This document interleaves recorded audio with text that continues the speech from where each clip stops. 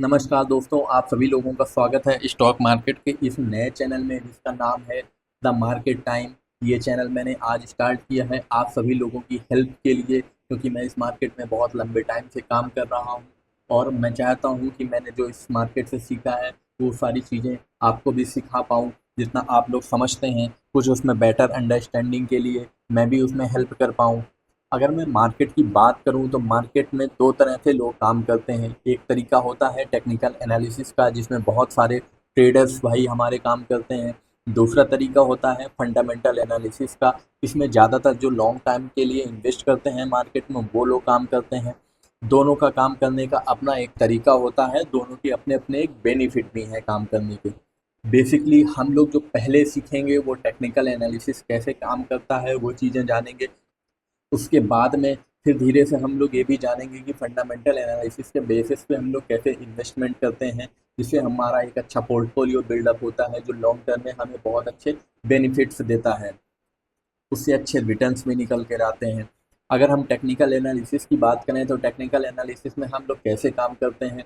Technical analysis एक method है जिसमें हम इवेल्युएट करते हैं ट्रेंड रहने वाला है।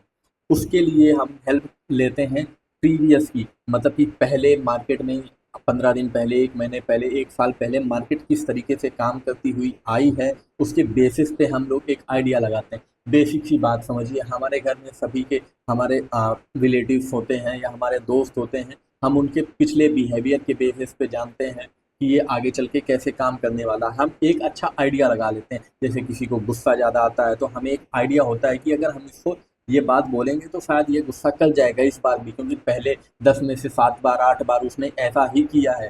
तो हम फोरकास्ट कर रहे होते हैं कि ये ऐसा कर सकता है।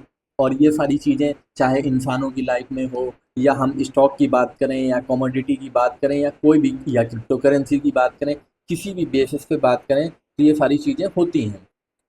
अब इसमें बहुत सारी चीज़ें हम लोग देखते हैं कि मार्केट का ट्रेंड कैसा चल रहा है, मार्केट में चार्ट क्या बन रहे हैं, उसके पैटर्न क्या बन रहे हैं, सारे इंडिकेटर कैसे परफॉर्म कर रहे थे उस टाइम पे, आज कैसे परफॉर्म, इन सारी चीज़ों के बेसिस पे हम लोग फोरकास्ट करते हैं और हम ट्रेड एग्जीक्यूट करते हैं अपना। अब अगर हम टेक्निकल एनालिसिस के अंदर भी जाते हैं तो हम ये चीज़, टेक्निकल एनालिसिस में भी दो तरीके से काम करते हैं हम लोग, जिसमें कुछ लोग price action based technical analysis पे काम करते हैं और कुछ लोग इंडिकेटर बेस्ड टेक्निकल एनालिसिस पे काम करते हैं। अब इन दोनों चीज़ों को समझ लेते हैं कि ये दोनों चीज़ें कैसे काम करती हैं। कि फिर से एक बात कहूँ कि इन दोनों चीज़ों के फिर से एक अलग तरीका है काम करने का। इस मार्केट में बहुत सारे तरीके हैं जिससे लोग पैसा बनाते हैं। ज़रूरी नहीं है कि जो मेरा तरीका है वो आपके लिए काम आए या आपका तरीका मेरे लिए काम आए। हर इंसान का नेचर अलग होता है और वो अपने नेचर के अकॉर्डिंग ही इस मार्केट में काम करता है, क्योंकि इस मार्केट को सीखने के लिए सबसे ज़्यादा जो काम करना पड़ता है, खुद पर काम करना पड़ता है, खुद की साइकोलॉजी को समझना होता है कि मैं किस तरह का इंसान हूँ और उसी तरीके से मैं काम करूँगा मार्केट में। तो उन सारी चीज़ों को समझने के लिए हमें स्टार्टिंग में एक बार सारी चीज़ों को समझना होता है, फिर हमारे हाथ किस में रम जाते हैं, हम किस में बहुत अच्छा परफॉर्म करते हैं, उसके बेसिस पे हम लोग काम करते हैं मार्केट में। अब price action based technical analysis की बात करें तो इसके अंदर क्या देखते हैं हम लोग, सबसे पहले ट्रेंड देखते हैं। मार्केट में 3 तरह की ही ट्रेंड होते हैं, एक होता है अप ट्रेंड, दूसरा होता है डाउन ट्रेंड और तीसरा होता है साइड वेज मार्केट। मतलब कि मार्केट कहीं नहीं जा रहा होता है। और मार्केट में खास बात क्या होती है कि more than 70% time market sideways ही रहता है। और अगर हमने साइडवेज मार्केट को पहचानना सीख लिया तो फिर क्या बचता है, ले दे के मार्केट में सिर्फ या तो मार्केट अप जा रही होगी या डाउन जा रही होगी। और यहाँ पैसा बनाना सभी को आता है और बहुत अच्छे से आता है। मार्केट में पैसा फंसता है कब, जब मार्केट होती है साइडवेज। हमें समझ में नहीं आता है कि मार्केट कहाँ जाने वाली है और हम उस मार्केट में ट्रेड ले लेते हैं, फिर फ्रस्ट्रेट होते हैं। खासतौर से ऑप्शन ट्रेडर के साथ में ये होता है कि उसका प्रीमियम डिके होता रहता है, वो परेशान होता है और लास्ट में आके वो लॉस करता है। दूसरा तरीका अगर बात करें तो हम लोग क्या देखते हैं, मार्केट में सपोर्ट और रजिस्टेंस कहाँ बन रहा है। मार्केट क्या करती है, मार्केट हायर हाई बनाते हुए चलती है इस तरीके से, या लोअर लो बनाते हुए इस तरीके से नीचे गिरती है। ऐसा कभी नहीं होता कि मार्केट डायरेक्ट ऐसे चलती चली जाए या ऐसे नीचे गिर जाए। कहीं ना कहीं मार्केट सपोर्ट लेते हुए चलती है। तो हमें क्या फाइंड करना होता है कि वो सपोर्ट पॉइंट कहाँ है। देखा कि मार्केट का ट्रेंड अप है, फॉर एग्जांपल हमने देखा मार्केट का ट्रेंड अप है, मार्केट ऐसे ऐसे जा रही है, लेकिन हमें तो कहीं तो एंट्री लेनी पड़ेगी। मार्केट अप ट्रेंड है, पता चला 10,000 से लेकर मार्केट चली और मार्केट 24,000 तक पहुंच गई और हम एंट्री नहीं ले पाएंगे, ऐसा तो हो नहीं सकता ना।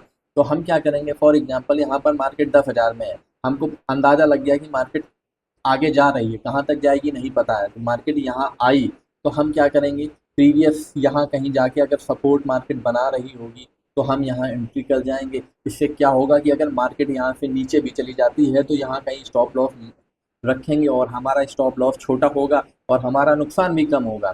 फिर इस तरीके से जाएंगे। अगर यहाँ भी एंट्री नहीं कर पाए तो हम आगे देखेंगे कि कहीं कोई सपोर्ट बन रहा है मार्केट का या नहीं बन रहा है। सपोर्ट और रेजिस्टेंस कैसे बनते हैं, कैसे फाइंड करना होता है, वो आगे आने वाले वीडियोस में मैं आपको बहुत डिटेल के साथ समझाऊंगा। इतने डिटेल के साथ में कि एक बार देखने के बाद में लाइफ में कभी भी आपको सपोर्ट रेजिस्टेंस की कभी कोई प्रॉब्लम नहीं आने वाली। और यकीन मानिए आप लोग, सपोर्ट रेजिस्टेंस से हमारा बहुत फ़ायदा होता है, क्योंकि एक चलते हुए ट्रेंड में हम चढ़ जाते हैं, एक अच्छे प्राइस पॉइंट में चढ़ते हैं। उससे क्या होता है कि अगर मार्केट बाई चांस, ना मेरे को पता है ना आपको पता है, किसी को नहीं पता है कि मार्केट किस जगह से रिवर्स कर जाएगी, तो अगर मार्केट वहाँ से रिवर्स भी करती है तो वो एक पॉइंट ऐसे होते हैं जहाँ पे हम बहुत कम स्टॉप लॉस दे के वहाँ से निकल सकते हैं। अब अगर आगे बात करें तो एक और तरीका होता है जिसको हम लोग सप्लाई और डिमांड बोलते हैं। कुछ लोगों का कहना है कि सप्लाई और डिमांड एक फंडामेंटल एनालिसिस का पैटर्न होता है, लेकिन मैं ये मान के चलता हूँ कि सप्लाई और डिमांड टेक्निकल एनालिसिस में ही हम लोग बेसिकली पढ़ें। तो जब सप्लाई और डिमांड की बात करते हैं तो बहुत से लोगों का एक कन्फ्यूजन होता है कि सपोर्ट एंड रेजिस्टेंस और सप्लाई और डिमांड में क्या फ़र्क होता है।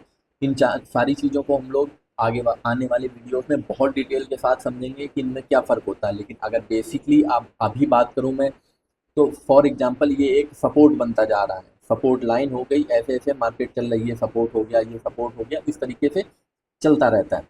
सप्लाई और डिमांड में एक जोन बना के चलते हैं कि इस जोन में मार्केट यहाँ से निकली, फिर कुछ लोग ऐसे रहे जिनको ट्रेड एग्जीक्यूट करना था, लेकिन मार्केट यहाँ से बड़ी बड़ी कैंडल बना के चली गई और वो लोग रह गए, नहीं ले पाए। तो मार्केट जब यहाँ पर आती है तो उन्होंने अपने बल्क में ऑर्डर लगाए होते हैं, वो फिर यहाँ पे एग्जीक्यूट होते हैं और मार्केट ऊपर निकल जाती है। इस तरीके से सप्लाई और डिमांड काम करती है। उसके बाद में अगले तरीके की अगर हम बात करें तो अगला तरीका हमारा निकल कर आता है कैंडल स्टिक। अब कैंडल स्टिक क्या होती है कि मार्केट में काम करने के बहुत से तरीके हैं, उनमें मार्केट जब चलती है तो कुछ लोग कैंडल स्टिक में देखते हैं, कुछ लोग, क्या मैं कहूँ तो ज़्यादातर लोग कैंडल स्टिक यूज करते हैं। कुछ बाल चार्ट भी होते हैं, लाइन ग्राफ भी होती है। मार्केट ऐसे ऐसे बढ़ रही, जैसे ये लाइन ग्राफ है तो इस तरीके से आपको दिखाई देगी। बाल चार्ट होता है। कैंडल स्टिक सबसे ज़्यादा यूज हुआ होती है मार्केट में। 90-97% लोग अब मार्केट में कैंडल स्टिक पे ही यूज करते हैं, क्योंकि कैंडल स्टिक से हमें ये चीज़ें समझने में आसानी होती है कि मार्केट कैसे चल रही है, कैंडल स्टिक कैसे काम करती है। मैं बताता हूँ। अगर ये एक कैंडल मैं मान के चलूँ, उसमें कुछ वीक होती है, ऊपर और नीचे, कई बार नहीं भी होती, बहुत सी तरीके की कैंडल्स होती हैं। अगर ये अगर रेड कैंडल है तो इसका मतलब है कि ये कैंडल यहाँ पर ओपन हुई है मार्केट इस प्राइस पॉइंट में, कि ये प्राइस पॉइंट कुछ भी हो सकता है, एक्स मान के चलते हैं। फिर मार्केट कुछ ऊपर गई, फिर नीचे आई, यहाँ तक आई और यहाँ तक नीचे गई। लेकिन क्या हुआ कि फिर नीचे से ऊपर आई और यहाँ से ओपन हुई, यहाँ पर, यहाँ से ओपन हुई, यहाँ पर क्लोज हो गई। थोड़ा सा ऊपर गई थी, थोड़ा सा नीचे आई थी। ये एक तरीका होता है। तो हमें ये समझ में आ जाता है कि ये 5 मिनट की कैंडल हो या 10 मिनट की या एक दिन की, मार्केट कहाँ ओपन हुई, कहाँ उसने लो बनाया, कहाँ क्लोज हुई और क्या हाई रहा, ये सारी चीज़ें एक ही कैंडल में मिल जाती हैं। तो हमें चीज़ें समझने में बहुत आसानी होती है। कैंडल्स बहुत तरीके की बनती हैं, जैसे ये इस कैंडल की बात करें तो ये माराबोजू कैंडल हो गई। अब अगर हम दूसरी बात करें कि ग्रीन कैंडल कैसे बनती है, तो ये इस कैंडल को समझते हैं। ये कैंडल ओपन हुई 2 रुपए पर मान लेते हैं, ये कहाँ गई, 3 रुपए तक क्लोज हुई, जाके ओपन कहाँ हुई, 2 पे, क्लोज कहाँ हुई, 3 पे। हाई कहाँ बनाया था, 3.5 पे बनाया इसने। लो कहाँ बनाया, 1.5 पे। तो एक ही कैंडल में ये हमें पता चल गया कि आज की मार्केट कहाँ पर ओपन हुई थी, कहाँ पर उसने क्लोज किया और क्या उसका डे का हाई रहा और क्या डे का लो रहा। इसी तरीके बहुत सारी तरह की कैंडल बनती है, जिनको हम, कुछ लोग इनसाइड कैंडल बोलते हैं, माराबोजी कैंडल बोलते हैं, डोजी कैंडल बोलते हैं। बहुत सी तरीके की कैंडल्स बनती हैं। ये एक अलग चैप्टर होता है लंबा। इन सारी चीज़ों को हम आने वाले टाइम में हम देखेंगे कि कैसी सारी कैंडल्स होते हैं, वो इन डिटेल्स हम लोग वो चीज़ें समझेंगे। अब अगर मार्केट में काम करने का एक और तरीका होता है, मार्केट को पहचानने का एक तरीका होता है जिसको हम लोग बोलते हैं चार्ट पैटर्न। ये चार्ट पैटर्न क्या होता है, हम मार्केट जब चलती है तो किसी न किसी पैटर्न के साथ में चलती है, पैटर्न बनाते हुए मार्केट चलती है। फॉर एग्जांपल अगर मार्केट अप ट्रेंड में चल रही है, इस जैसे ये मार्केट चल रही है इस तरीके से चली, फिर यहाँ पे कुछ होल्ड किया, फिर इस तरह से चली, तो हम लोग इसको फ्लैग एंड पोल पैटर्न बोल देते हैं। ये ये फ्लैग हो गया, ये पोल रहा और फिर से ये मार्केट मूव कर गई। इसी तरीके से दूसरे किसी पैटर्न की बात करें तो कई बार क्या होता है, मार्केट ऐसे चली, फिर ऐसे ऐसे ऐसे ऐसे बनाते हुए चलती है, इस तरीके से डाउन आती है और फिर यहाँ से ब्रेकआउट करके इस तरह से निकल जाती है, इसको ट्रायंगल पैटर्न बोल देते हैं। इसी तरीके मार्केट में बहुत सारे पैटर्न होते हैं, वो पैटर्न कब काम करते हैं कब नहीं काम करते हैं, उनमें पैटर्न्स में कब हमें ट्रेड लेना होता है, क्या स्टॉप लॉस होता है और क्या उनके टारगेट एक्सपेक्ट करके हम चल सकते हैं, ये सारी चीज़ें आने वाले वीडियोस में देखेंगे। जैसे कि हम लोग जब चार्ट पैटर्न की बात करेंगे तो जितने तरीके के चार्ट पैटर्न होते हैं प्रोमिनेंट, जिस पर हम लोग काम करते हैं, जिस पर सच में फ़ायदा मिलता है, उन पर हम लोग डिटेल से देखेंगे। उसके बाद में जो मार्केट में दूसरी चीज़ काम करती है, अब ट्रेंड लाइन क्या होती है ये समझने के लिए देखते हैं। जैसे मार्केट मैंने पहले भी बताया कि तीन तरीके से चलती है, या तो मार्केट अप ट्रेंड में चलेगी या डाउन ट्रेंड में चलेगी या मार्केट फिर साइडवेज हो जाएगी। तो हम लोग ट्रेंड लाइन खींच कर एक आइडिया लगा लेते हैं, क्योंकि जब कैंडल्स बाई कैंडल से देखेंगे, ऐसे कैंडल्स बनी, ऐसे कैंडल्स बनी, फिर ऐसे कैंडल्स बनी, फिर एक कैंडल ऐसे बनी, फिर एक कैंडल ऐसे, फिर ऐसे, फिर इस तरीके से कैंडल्स बनती है, तो हम लोग किन्हीं दो कैंडल्स के पॉइंट को मिलाकर एक ट्रेंड लाइन जब बनाते हैं तो हमें पता चल जाता है कि मार्केट का ओवरव्यू क्या है, मार्केट का ट्रेंड कैसा जा रहा है। अगर अब ट्रेंड जा रहा है तो जैसे मार्केट में एक कहावत बहुत फेमस है कि trend is your friend. Market में एक ही चीज़ काम करती है, जो सबसे ज़्यादा काम करती है वो है ट्रेंड। अगर आप ट्रेंड के साथ में रहेंगे तो मोर देन 70-80% चांसेस होगा कि मार्केट में आप गलत नहीं होंगे। अगर कई बार आपकी गलती हो भी जाएगी तो मार्केट में बहुत कम लॉस होगा और आप उसमें एग्जिट हो जाएंगे। लेकिन अगर ट्रेंड के खिलाफ जाते हैं तो उसमें लॉस के चांसेस ज़्यादा होते हैं, लेकिन ट्रेंड के खिलाफ काम करने का अपना एक अलग मज़ा है। और उसको हम लोग भी उसको भी समझेंगे कि कब हमको पहले से एक अंदाज़ा हो जाता है कि मार्केट कहाँ पे ट्रेंड चेंज करने वाली है, उसमें हम पूरी वैली का मज़ा लेते हैं, टॉप पर बैठते हैं और बॉटम पर निकलते हैं। लेकिन मैं फिर भी सजेस्ट करूँगा कि टॉप का 10 से 20% हमें छोड़ना होता है और बॉटम का भी। हमें इतना सा मज़ा मिल जाए मार्केट का, इतना बहुत है हमारे लिए। अब अगर और बात करें कि मार्केट में क्या चीज़ें काम करती हैं, तो कुछ चीज़ें होती हैं जो इंडिकेटर बेसिस पे लोग काम करते हैं। इंडिकेटर बेसिस पे कैसे काम होता है, मार्केट में बहुत सारे रिसर्चर्स रहे जिन्होंने बहुत अच्छे अच्छे इंडिकेटर्स बनाए। अब उन इंडिकेटर्स का क्या काम होता है, वो इंडिकेटर्स हमें मार्केट के ट्रेंड बताते हैं, मार्केट की स्ट्रेंथ बताते हैं, मोमेंटम बताते हैं, यही सारी चीज़ें इंडिकेटर भी बताते हैं। लेकिन कुछ लोगों को इंडिकेटर के साथ काम करने में अच्छा लगता है, कुछ लोगों का नेकेड प्राइस बेसिस पे ही काम करते हैं। अब कुछ इंडिकेटर बहुत अच्छे होते हैं जो कि हमें, जैसे ट्रेंड देखना हुआ तो हम लोग सुपर ट्रेंड नाम से एक इंडिकेटर है, उसको देख लेते हैं, वो बहुत अच्छा काम करता है। और मूविंग एवरेज का यूज करते हैं, या में इस एक्सपोनेंशियल मूविंग एवरेज का यूज करते हैं, जिसके बेसिस पे हम लोग देखते हैं कि मार्केट में ट्रेंड क्या चल रहा है।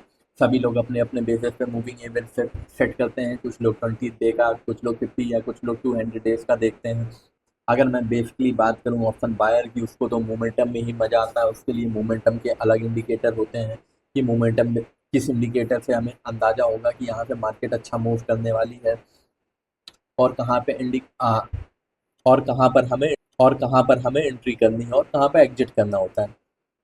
कुछ इंडिकेटर मार्केट में मार्केट की उठापटक को बताते हैं कि मार्केट में अप्स डाउन कैसे आने वाले हैं, उनको हम दूसरे तरह के इंडिकेटर्स के साथ में देखते हैं। फिर उसके बाद में जो मार्केट का एक अहम हिस्सा होता है कि मार्केट में वैल्यूम कैसा है, मार्केट में पार्टिसिपेंट कितने हैं। कई बार हम ऐसे स्टॉक्स में चले जाते हैं जिसमें पार्टिसिपेंट बहुत कम होते हैं, बहुत कम लोग उस स्टॉक में इंटरेस्ट ले रहे होते हैं। हमने एंट्री तो कर दी, पता चला अच्छी खासी मात्रा में स्टॉक ले लिए, जब हमको एग्जिट करना हुआ तो हमें बायर नहीं मिल रहा जो हमसे खरीदे और हम वहाँ से निकले। तो ऐसे लिक्विडिटी देखना होता है, ऐसे स्टॉक में हमें इंटर नहीं करना होता है जिससे हमें फर्दर जाके लॉस हो जाए। निफ्टी बैंक निफ्टी में तो बहुत सारी वैल्यूम होती है, तो उसमें कोई कभी प्रॉब्लम नहीं होती। पेनी स्टॉक्स में इस तरह की प्रॉब्लम्स आती है। आप अगर बात करें कि टेक्निकल एनालिसिस को कैसे यूज करना होता है, टेक्निकल एनालिसिस में खास तौर से हम लोग एंट्री एग्जिट के लिए ज़्यादा यूज करते हैं। ये आप लोग देख सकते हैं। उसके बाद में हम लोगों के लिए जो मेन चीज़ होती है कि कुछ लोग इसको जो डे ट्रेडर होते हैं वो ज़्यादा यूज करते हैं। कुछ स्विंग ट्रेड क्या होते हैं, जैसे डे ट्रेडिंग की बात करूँ तो डे ट्रेड होता है जैसे हम मार्केट 9:15 पर ओपन हुआ तो हमको मार्केट उसी के बाद में ट्रेड लेना होता है, और मार्केट का 3:30 का टाइम होता है, उसके पहले हमको एग्जिट करना होता है। सिर्फ एक दिन की ट्रेडिंग होती है। स्विंग ट्रेडिंग में कुछ लोग वन वीक से लेके 1 मंथ तक या 3 मंथ तक स्विंग ट्रेडिंग करते हैं। कुछ लोग उससे भी ज़्यादा का टाइम रखते हैं। उस हिसाब से हम लोग इसमें काम करते हैं। अब इसके बाद आने वाले वीडियोस में हम लोग इन डिटेल से समझेंगे ये सारी चीज़ें जो हमने ट्रेंड देखा, सपोर्ट एंड रेजिस्टेंस समझा, demand and supply, candle stick, chart pattern and trade line, indicator basis पे कि ट्रेंड क्या होता है, वो सारी चीज़ें कैसे काम करती हैं। क्योंकि एक ही वीडियो में अगर सारी चीज़ें बता दूंगा तो आप लोगों का इंटरेस्ट भी कम हो जाएगा। तो इसके बाद में हम दूसरे वीडियो में मिलते हैं। फिर हम लोग समझेंगे कि मार्केट का बिहेवियर कैसा होता है, मार्केट में हमें कैसे प्राइस के चेंजेस को समझना है और कैसे एंट्री और एग्जिट को देखना है। फिर आगे आने वाले टाइम में धीरे धीरे हम समझते रहेंगे। आज के लिए इतना रखते हैं, फिर से मिलते हैं। नमस्कार, आप सभी लोगों के दिन और रात अच्छे गुजरें।